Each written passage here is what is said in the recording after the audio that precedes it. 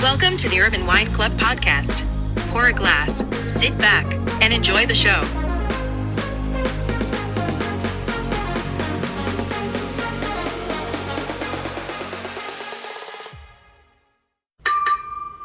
Hello, everyone. Thanks for joining us for another very interesting sip clip that we're going to do. We are going to talk about something that I've always had questions about. Let me introduce my co-host, Foti Stamos, and he will give you all the details. Hello, Foti. What's up, Ari? How are you? I'm doing great. Always looking forward to our sip clips because, we always learn ourselves, but we have so much fun information that we want to share. Yes. And like I said, I've always had, we've discussed this topic a few times. I feel like I kind of got a better handle on it, but still there's like some details that I think we could cover today. If you want to let the audience know, what are we going to talk about? So we're talking today about the differences between natural corks and screw caps for wine, right? And the cap or cork debate. And you often enough, Ari, have always bypassed the wines with the screw caps at the wine shop because you think they're cheap. Well, it's just like most problems in life, it's ignorance in many ways. I just don't know. Well, I always thought, boxed wine and screw top caps and all this stuff is just cheap, crappy wine. So I just bypass it without really having any knowledge. And now I'll tell you that some of my favorite wines have screw caps. So excellent. The deal here. Well, long time ago, there is some truth to the fact that a lot of bulk wine 30, 40 years ago were, enclosed with screw caps. And, there's still some essence that's held by the fact that corks give a better feeling and presentation of a bottle of wine. But the reality is, Ari, that when we compare the two, screw cap or a bottle with a cork in it, the screw cap actually does a better job than the natural cork, which will break down the reasons why. Interesting. Okay. So, bottles of wine have been and still are typically enclosed with a natural cork. And, a natural cork behaves according to the environment that it's in. What does that mean? So, based on the levels of humidity in the environment, when the environment is too dry, corks tend to kind of shrink. And that minimal shrinkage can create openings between the bottle and the cork, which allows air to seep into the bottle of wine. Ooh. So that can actually taint your wine in a very short time. Yes. So it doesn't have a complete seal, if that makes sense. Yeah, totally. And then on the opposite end, if the environment is too humid and too much moisture, then moisture builds up in the crevices of the cork, and that could convert into bacteria, which can grow and get moldy and travel through the cork, and then that moldy substance or particles will drip into your wine, and then that will taint your wine with that bacteria. So either way you go, the cork can be affected based on where it's being stored or how it behaves with the environment. So there's a risk factor with corks. Yeah, sounds like it. And statistically today, Ari, 1 out of 12 bottles that's with a cork are affected. Really? So you probably had wine that's been affected by the cork. You probably just haven't picked it up, or we just thought that's the way the wine. Yeah, I mean, in theory, I can recount many times where I'm like, this is some weird wine, where now that you say that.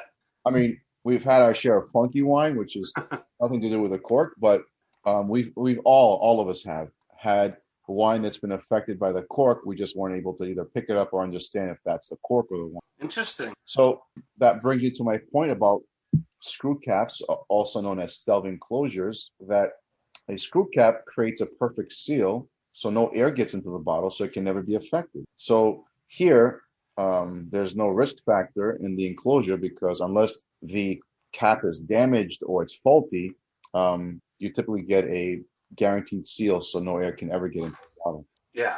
So okay, that's all good and fine and very important. Obviously, you don't want any risk to your wine, but let me say something that I believe in even stronger.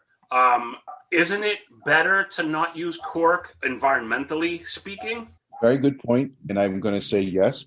there is a upcoming shortage of corks because it takes a while to replant a cork tree, and the demand is outgrowing the ability to grow cork trees fast enough. So on that point, yes, there is the shortage factor, and then also is where cutting down so many cork trees that could be affecting that microenvironment or microclimate in the area. Portugal grows the majority of cork trees that we get our corks from. Yeah. So is that climate reasons or just something that's what they're known for? That's what they're known for. That's where the origins of cork trees come from. It is from Portugal. Very cool. Right. Well,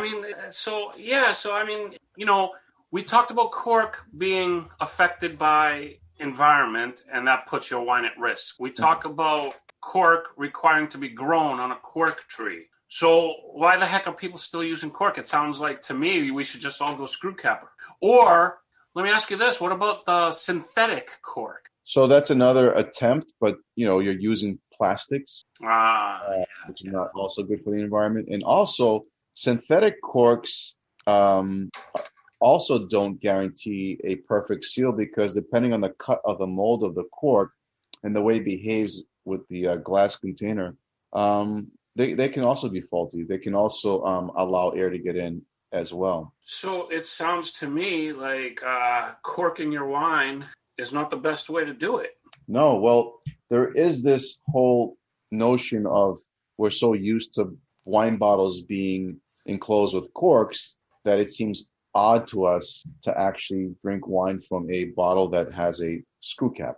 We're getting better, and more wines are coming into the market with screw caps, which is great.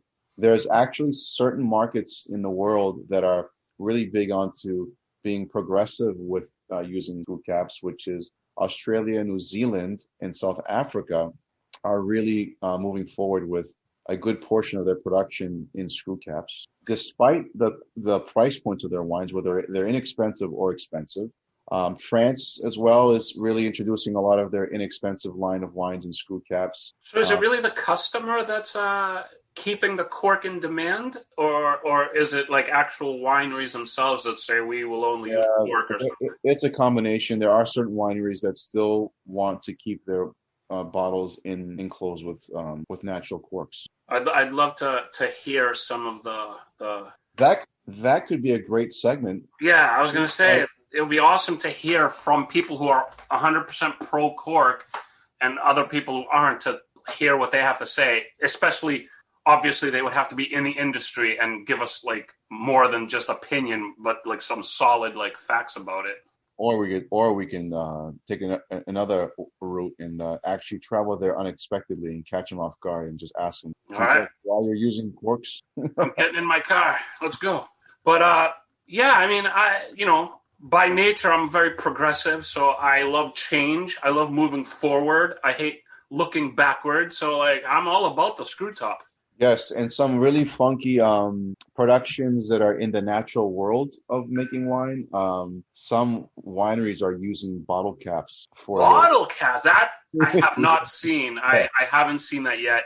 So, like a lot of what the sparkling wines are using bottle caps. There's a pet nat, which is a won't get to the details, but it's a form of a semi-sparkling wine that uses bottle caps. There's actually a movement in the central parts of Italy where they're making natural wines and they're bottling them in like 1 liter bottles with bottle caps. It's crazy, but it's exciting to see like these new progressive approaches on how they're producing and bottling wine. That's awesome. I'm all for it. I think it's cool. I've never had it. I'd like to try.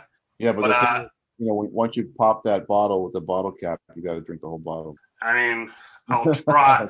I'll try my hardest. Well, that's very interesting. Obviously, the quality of the wine is one of the important things in the wine world. But again, that environmental aspect, it's something that's really growing on me, and I think on both of us, and on a lot of our demographic. And so I think it's really cool that there's new and better ways to do this stuff. So yeah, I mean, against tradition, I think it's pretty cool. So hopefully, it's more people will accept it. And, I wonder if we'll ever see the time where corks will go away. well, by choice, I don't know. By necessity, maybe. I mean, you never know. Like there could be some sort of issues and supply chains and climate and all this stuff, and there's just no cork to go around. And for those of you that still you purchase your wine with corks in them, just some tips to keep in mind is that try to keep your bottles stored consistently in the same temperature, because if they go from fluctuating temperature ranges, that will affect the cork. And if your cork is pretty dry when you're trying to put the wine key to open it up, just be very careful because it could crumble as you get in. I've experienced that a few times. And there's a term that you've probably heard before, like my wine is corked. I'm not sure if you heard it around, but typically if a cork is too dry and there's openings happening and air's getting through, it's just pushing small dusty particles of cork. And so when you pour a glass and you sip on it, you get the flavor of cork in your wine. Now, that means if you can deal with that taste, you can still drink the wine. Nothing's going to happen to you. But it's a shame for that wine to go to waste. I've had my fair share of opening amazing bottles of wine that were vintage, and the cork was bad, but I felt bad throwing it out, so I sucked it up and I drank it. Nice. You're a true wine guy. That's it. You take one for the team. I do. But that's all very good information, very interesting stuff. Again, I love learning everything I can, especially when it comes to how my wine is gonna reach my lips and what affects it. And again, I'll say it again, the environmental aspect of it is so important nowadays. So definitely, it's good stuff to know. So thanks, Foti, again for the information, and thanks everybody for watching and listening. And we will see you next time on the next sip clip. I don't know what it'll be, but Foti will put his little thinking hat on and he'll come up with some good ideas. And we'll see you then. Take care, everybody. Bye-bye. Cheers.